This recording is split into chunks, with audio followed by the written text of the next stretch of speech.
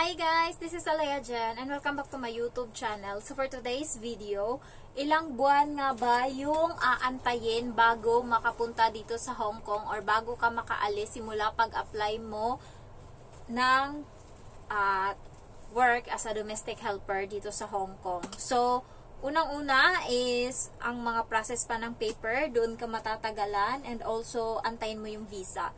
So, unang-una na gagawin is mag-apply ka.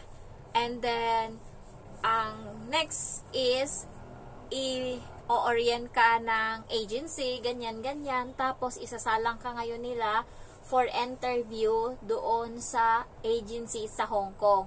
So, bago ka pumunta kay employer, sa agency ka muna ng Hong Kong dadaan. So, doon screening kayo, ilan yung matatanggap sa inyo, ganyan. Kung sino yung pinakamagaling at pinakaano, yun yung tatanggapin. And then, pagkatapos nun, tambay muna kayo, antay, and then, i-market kayo ngayon ng agency sa Hong Kong dito sa mga amo, prospective na amo. So, ngayon, kapag employer's interview, ibig sabihin, may nagkagusto sa'yo. So, yun na yung time na ipakita mo yung best mo para matanggap ka. So, yun na yung tinatawag na employer's interview. Doon talaga, todo bigay mo na yan kasi last chance mo na yan eh. Baka wala nang next. So, bigay mo na lahat.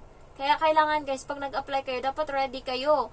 Alam nyo, dapat yung isasagot nyo, hindi yung nandun na kayo sa time na interviewin kayo ng amo, doon pa kayo nauutal, doon kayo nabablock-out, doon kayo hindi nyo alam yung mga isasagot nyo. So, yung mga posible na mga question, dapat meron na kayong mga answer dyan. And, i-English nyo na, anuhin nyo na sa English para madali na lang magdugtong-dugtong or magtahi-tahi pagka in-interview kayo. Kasi, ganun yung ginawa ko.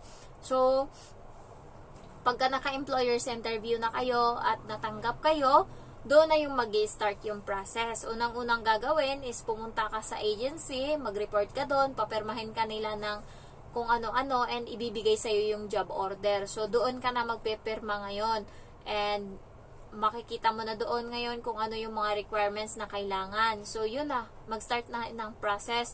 So, ako, hindi pa ako nagkaroon ng amo is nag-training na ako sa TESDA kasi nga, hindi pwede sa trabaho ko kasi habang nag-apply ako nung nagtatrabaho ako. So, hindi pwede na umabsent ako, tuloy-tuloyin ko yan. Kaya kailangan yung mga time na kailangan makasingit ako or mga time na may pera ako. So, yun yung ginagawa ko. Nag-a-apply ako.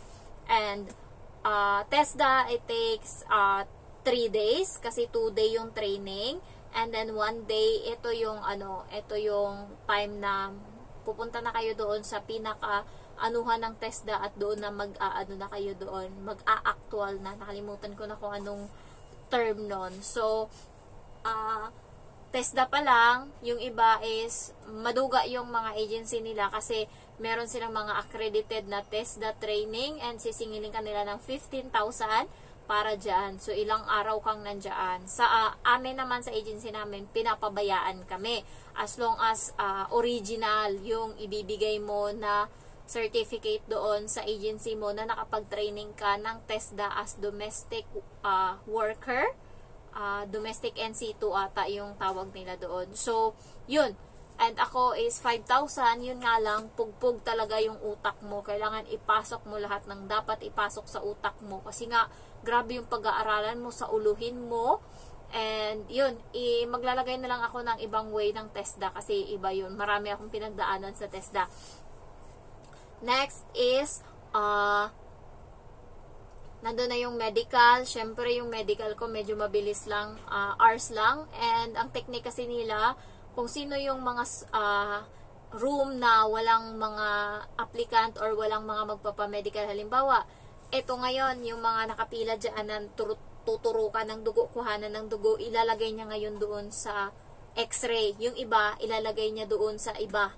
Sa iba naman na area doon sa vision. Yung iba is doon sa teeth. Ganun. So, kinalat niya para lahat hindi nakatenga sa isang station lang. So, meron kasi akong hospital or medical na napuntahan na pinangtambay. Pag gusto ka kung saan ka pumunta, sila isasabihin nila, punta ka sa ganito talaga. Doon sa medical ko, punta ka sa ganito, punta ka sa ganyan, next. Sa amin, pag gusto lang kami, basta matapos mo yung papel na lahat na na-chika na lahat na cleared ka na, ayan, edi inaabot kami ng 2 araw bago natapos yung medical namin. Pero doon is, siguro mga 4 hours lang ako doon.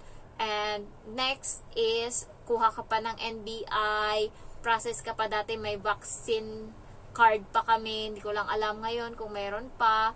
Tapos mag-asikaso ka pa ng Certificate of Employment, tapos OAC, Certificate of Employment, ano pa ba, e-registration, PAYOS. Guys, yung e-registration nyo or yung ano nyo, kasi kayo yung gagawa nun, hingin nyo yung password. Tandaan nyo yung password ng e-registration nyo or yung, basta yung para sa, yung sa OWA. Tandaan nyo yan guys, kasi every time na uuwi ka or babalik ka dito sa Hong Kong, kailangan ng OAC, kailangan mong kumuha online ng OAC. So, ang hindi kukuha ng online kasi nga, hindi marunong, so ngayon, magbabayad sila ngayon dito sa Hong Kong, kung saan ngayon may mga ano-anuhan, or sa consulate, magpila sila doon, libre, pero mahaba yung pila. So, tinatanong ako ng kaibigan ko, kung, kukuha ka ng OAC, punta ka ng ganto. Sabi ko, hindi, sa cellphone lang ako kumukuha. Sabi niya, paano gawin yan, Day? Paano gawin yan, Day? Sabi ko, naalala mo ba yung password mo? Kailangan kasi yun. So, hindi niya na maalala yung password niya. Pero pag naalala nyo, pwede kayong lang sa cellphone. Ako sa cellphone lang ako, libre, hindi hassle, walang hanas sa buhay, hindi ka pa magbabayad. Sa kanila daw 20 Hong Kong dollar yung singilan doon sa Chunwan para magpagawa ng OAC. Kaya, anuhin nyo na yung ganyan. Asikasuhin nyo, dapat yung password alam nyo. Next is, magpipidos ka ngayon. Pagka-pidos, antay ka na naman uli. Pagkatas mo magpidos, ang pidos is siguro half day lang yan. Tapos, antay mo yung certificate and ipapasa ngayon ng pidos na government or na agency or ano yan sila, doon sa agency mo. And doon, i-schedule ka na ngayon ng OWA. Yung OWA guys, libre yan. Yung sa pidos is 100 lang yung bayad, parang registration fee lang. Yung sa OWA is libre yun lahat kasi yung amo dito sa Hong Kong yung pinapabayad nun. So, libre yun. Pagkatapos nun is process na lahat ng paper. Dadalhin na ngayon yun doon sa OWA or sa consulate o kung saan man yan sa immigration. Tapos, ang agency naman dito sa Hong Kong is mag-aasikaso na rin para sa visa ng helper na papunta dito. So, nag-start ako, na-hire ako ng amo ko is March 28. So, nag-process na ako ng papel pagkatapos niyan, process. Tapos, May 15, minessage ako ng agency dito sa Hong Kong. Sabi niya, Jen, nag-inform ba sa'yo yung agency mo na yung visa mo is dumating na. So, isi-send ko na siya sa Pilipinas. Papunta na dyan yung visa. So, yun yung sabi niya. So, alam ko kasi pag may visa na, siguro mga 15 days na lang yan, flight na. Kaya ang ginawa ko, nag-book agad ako ng ticket pauwi ng probinsya para kahit papaano makasama ko man lang yung pamilya ko, kahit ilang 2 weeks lang. So, yun. Tapos, nung nandun na ako, minessage ako na June 2 is flight ko na dito pa Hong Kong. So, nagastos ako ng another ticket kasi yung kinuha ko na ticket is June 1. And hindi yun alanganin yun kapag June 1 pa ako bumalik sa Manila and mag-PPT pa, ano pa yung gawin doon, tapos may pipirmahan pa, may asikasuhin pa, so hindi na mangyari. Kaya nag-book uli ako ng ticket, May 31 bumalik na ako sa Manila and June 2 flight ko na pa Hong Kong. So yun, ang lang is March 28, April 28, May 28. So 2 buwan lang mahigit yung process ko. Yun naman sa akin, bakit mabilis? Kasi yung amo ko is pinupush yung agency. Parang nag-extra bayad siya para makarating agad ako dito sa Hong Kong. Kasi hindi niya kaya yung walang katulong. Hindi sanay yung amo kong babae. Grabe guys, yung pagdating ko dito, sobrang dumi. Nakachinelas sila lahat. Tapos magulo yung bahay. Pati sila iba ugali nung time na yun. Kasi nga, yung amo kong babae, init na ulo ba? Kasi sa kanya lahat, tapos yung bata, nag-aano pa nung time na yon, nag-iba yung ugali niya. So, every time na sisigaw yung amo kong babae, pupunta agad yung amo kong lalaki, tas magtatanong yung, ang amo kong lalaki, o ugali niya, kakampi siya sa bata kahit hindi niya alam na mali ng bata. So, ang nangyayari is, nag-aaway silang mag-asawa sa harap mismo ng bata. Yan yung nangyayari. So, ganyan na ganyan nung dumating ako. Hanggang sa unti-unting nabago nung nandito na ako kasi yung amo ko wala na siyang trabaho, hindi na siya nahirapan, hindi na siya stress, ganyan, hindi katulad dati. So, yun.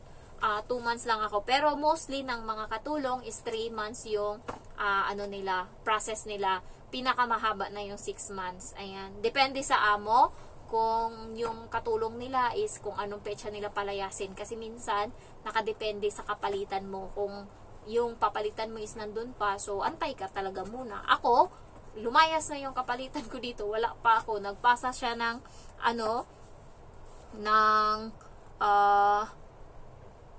break contract niya is March 27. March 28, interview agad yung amo ko sa agency sa akin. Tapos, May 29, wala na siya. April 29, wala na siya. So, 1 month lang yung amo ko na walang katulong. Pero, nabagyo na yung bahay, hindi mo na maintindihan. Kaya ngayon, guys, pagka uuwi ako katulad nung nakaraan, ganyan, hindi niya ako masyadong galit na galit siya nung 1 week ako. Hindi niya matanggap kasi gusto niya 3 araw lang akong mawawala. Hindi niya kaya. Kasi nga, dugyot sila pareho. Lahat, walang pili. So, kung magdudugyot ngayon yung asawa niyang lalaki, magkalat ngayon dun sa CR, hindi na maintindihan, tapos yung buhok ng amo kong lalaki, naglalagas pa, sa isang araw, 100 siguro malagas, kasi konti na lang matira dito sa sunod, maubos na yung buhok niya. So, magkalat sa higaan, kahit saan nagkalat, kaya hindi pwedeng walang maglilinis. And then yung bata, kanya-kanyang kalat din yung bata, naglalaro pa yung bata ng tubig. So, maglalaro siya dyan sa sink ng tubig kung ano-anong gagawin niya. So, magkakalat. Kaya, naiinis yung amo ko. Kaya, hindi siya mabubuhay ng walang katulong. So, ayun yung totoo. Kaya, 2 months pa lang, napalayas ako. May extra bayad yun para lang makabalik ako dito, makapunta ako. So, yun yung issue. Pero, pag hindi, is 3 months to 5 to 6 months. Ganyan yung mga mostly ng amo. So, depende talaga. And, ang advantage din sa akin is sa Manila ako nag-apply. And, ang bilis lang ng ko talaga ang process ko. Parang lahat, tinatapos ko yan hanggat maaari, tapusin ko lahat. Ayoko nang may nakatambay, hindi ako nakakatulog. So, and ang issue din is pera. Kapag wala kang dinown sa agency na pera para sa medical mo and kung ano-ano pa dyan, hindi nila ipaprocess yung papel mo. Kaya kailangan, magbabayad ka para makalayas ka na. So, yun yung advantage. Kapag yung iba, syempre, kailangan pa ng pera, antay-antay pa, marami pang hanas bago makaalis kasi mag-iipon ka pa, mag-asikaso ka pa, ganyan. Doon nahihirapan. Yung sa akin is, sinamahan na siguro ng swerte para talaga sa akin to. So, ayun lang guys. Sana may nakuha kayong aral. Thank you for watching and I love you all. Bye-bye.